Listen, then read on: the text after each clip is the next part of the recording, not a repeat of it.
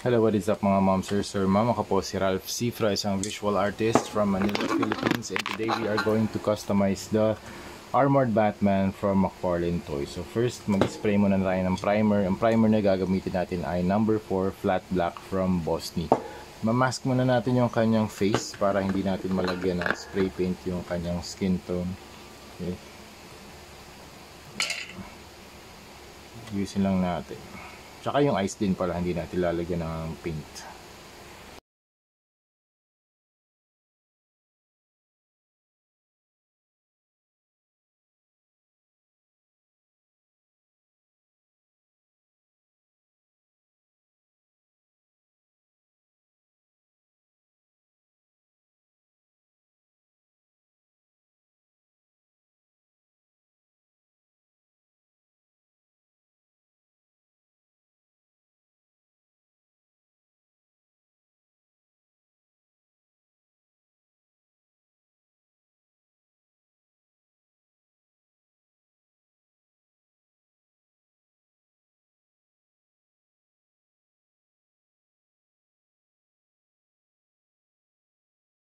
Okay, next na step, mag-apply naman tayo ng Dwarven Rich Gold dito sa belt and sa gauntlets.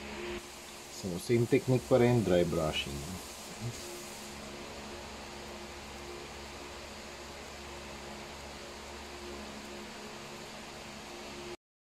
Tapos yung next na gagawin natin, maglalagay tayo ng blue camouflage dito sa kanyang wing design o surface. So first, we are going to apply dark blue, tapos Prussian blue, and then cobalt blue, tapos stone blue, and then steel blue, tapos meron pa ito. So yung lightest color, sage. Thank you very much Hero Paints para dito sa mga paints na to. Okay, so start tayo dito sa dark blue. Ayan, try lang natin mag-drawing ng mag-paint ng mga shapes na worm-like or kaya cloud-like. Yung cloud-like para naman ganito yan. Ayan. Very random shapes lang. So yan yung gagawin natin for the first layer of our camouflage design. Ayan. Tapos yung second layer naman, stone blue. So, pwede tayo mag-apply dito sa side. Okay, pwede rin tayo mag-overlap. Okay, something like that. Okay. Okay. Tapos dito sa side na to, pwede nyo rin i-extend yung mga shapes. Okay. Okay. Tapos yung next, nabang shape, stone blue. Ito Prussian blue pala to, ina-apply ko. Ngayon naman, stone blue. So ganun lang din, cloud patterns. Okay. O kaya worm pattern. Pwede kayong mag-extend. Pwede, ang gustong-gusto ko dito sa brush na to, you can do different line weights. Okay, pwedeng thick or thin. Okay. Tapos yung lightest color na sage. Ito, gamitin natin. Ito mas fine na yung gagamitin natin tip. Tip na yung gagamitin natin dito. Parang pwede tayo mag-ganyan. Natin draw yan. Maganda rin yung effect na ano na nag-overlap pag hindi pa tuyo. Ayan. So ganyan yung style ng camouflage pattern na gagawin natin dito sa wings niya. Okay, done na tayo sa camouflage na section sa wings, and nag-add na rin ako ng boost effect dito sa kanyang mga jetpack. So ang ginawa ko dito, dry brush din, red muna, and then orange, and then yellow, and then white. Tapos patong ulit ng yellow. Okay.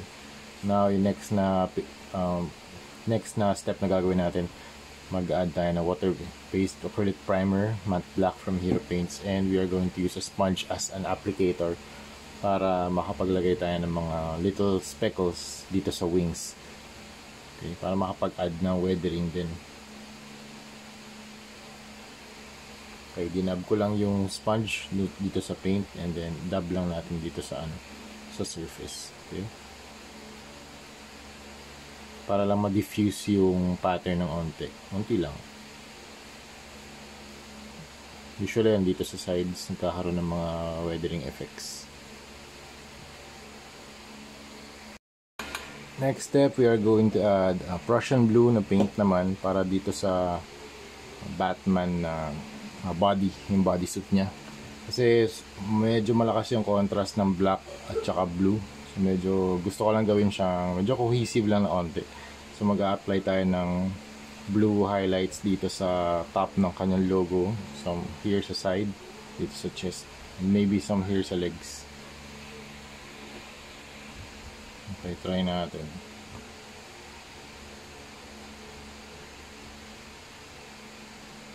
Pati dito sa head, konting-konti lang.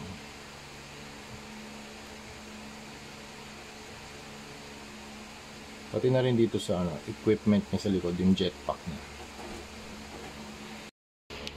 Okay, so yun mga ma'am, sir, ma'am, we are done with the Armored Batman na project natin, custom repaint project from McFarlane Toys. Ito yung Kingdom Come version. So wala namang nabago sa articulation. Again, recap lang natin, inisprayan natin ng flat black. Tapos nag-dry brush tayo ng gunmetal. I think gunmetal yung ginamit natin dito, or steel. Tapos camouflage gold na paint, and then camouflage booster effect, tapos yung blue na tint dito sa body. Okay? So yun mga ma'am, sir, that's it. So thank you very much again, Just a Poptograph and or Justin Duerme of Just a Poptograph for this very awesome na Armored Batman from Kingdom Come. And also shout out din sa McFarlane Toys dahil sobrang ganda ng mga ginagawa nila, mga Batman action figures.